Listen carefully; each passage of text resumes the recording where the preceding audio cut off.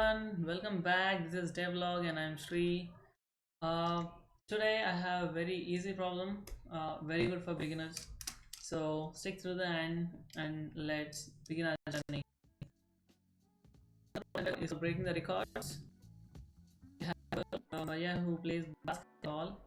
She has been keeping track of all the scores to check how many times she broke her own record.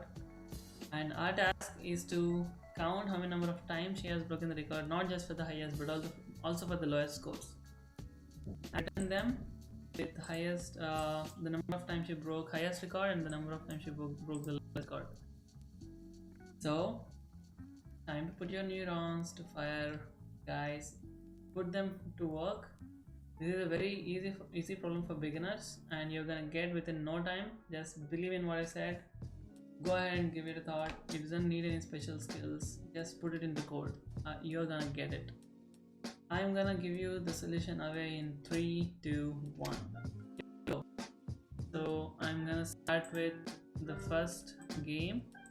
Put both the highest and lowest scores to the first score, and for each score I'm looping through the second game through the end of all the games. And if that score is higher, I'm getting the highest score, and also updating the count for the highest scores.